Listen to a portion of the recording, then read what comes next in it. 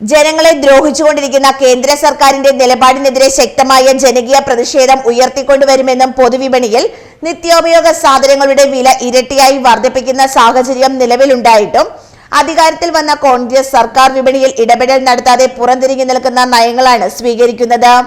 വിലക്കയറ്റം തോട്ടം മേഖലയിലെ തൊഴിലാളികളെ ഗുരുതരമായി ബാധിച്ചു തുടങ്ങി. പാചകവാതക ക്ഷാമം രൂക്ഷമായ സാഹചര്യങ്ങളെ തുടർന്ന് ഹോട്ടലുകളും അടച്ചുപൂട്ടേണ്ട സാഹചര്യം ഉണ്ടായിട്ടും ഇതൊന്നും സർക്കാർ കണ്ടില്ല എന്ന ഭാവത്തിലാണ് എന്ന ഉദ്ഘാടന പ്രസംഗത്തിൽ MJ വാവച്ചൻ പറഞ്ഞു. ഈ ജനങ്ങളുടെ ജീവിതം ദുരിതമാക്കുന്ന വിലവർദ്ധനവ്, പാചകവാതകത്തിന്റെ വില വലിയ തോതിൽ വർദ്ധിക്കുകയാണ്. ലഭ്യത തന്നെ പരിമിതമാണ്. അതിന് യുദ്ധത്തിന്റെ പേര് പറയാം. പക്ഷേ ഈ നാട്ടിലെ ജനങ്ങൾക്ക് പാചകവാതകം ബുക്ക് ചെയ്താൽ കിട്ടുന്നതിന് വേണ്ടി കാത്തു നിൽക്കേണ്ട ഗതികേടിലേക്ക് കരുതലില്ലാത്തൊരു ഗവൺമെന്റായി കേന്ദ്ര ഗവൺമെന്റ് മാറി. നാൾ പെട്രോളിന്റെയും ഡീസലിന്റെയും വില വർദ്ധിപ്പിക്കുകയാണ്. എല്ലാ ദിവസവും രാവിലെ പെട്രോളിന്റെയും ഡീസലിന്റെയും വില വർധനവ്. യാതൊരു നിയന്ത്രണവും ഇക്കാര്യത്തിൽ കൊണ്ടുവരുവാൻ കേന്ദ്ര ഗവൺമെന്റ് തയ്യാറാകുന്നില്ല.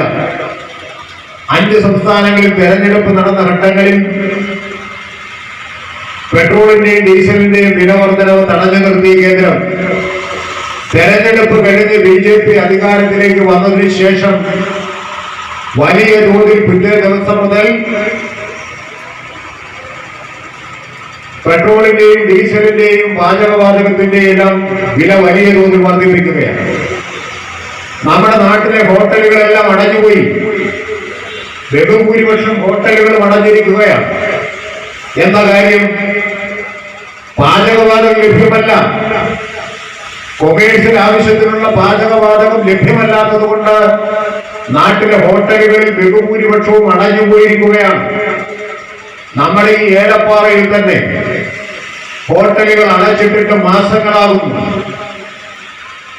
ചിലർ വിറക് കൊണ്ട് ഭക്ഷണം പാകം ചെയ്ത് ഹോട്ടൽ അടയ്ക്കാതെ മുന്നോട്ട് പോകുന്നു. ഈ സാഹചര്യം ഉണ്ടായിട്ടും കേന്ദ്ര ഗവൺമെന്റ് ഒരു നിലപാട് സ്വീകരിക്കട്ടെ.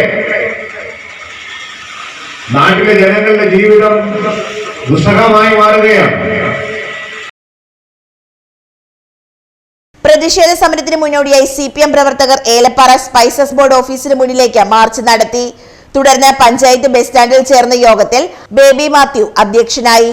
Andappan Jacob, C Sylvester, Nishanth V Chandran, B Anoop, VP Suresh, Sheela Rajan, R Ravikumar, Reddy Thomas, Reji Simon, K Kalesh Kumar എന്നിവർ സംസാരിച്ചു.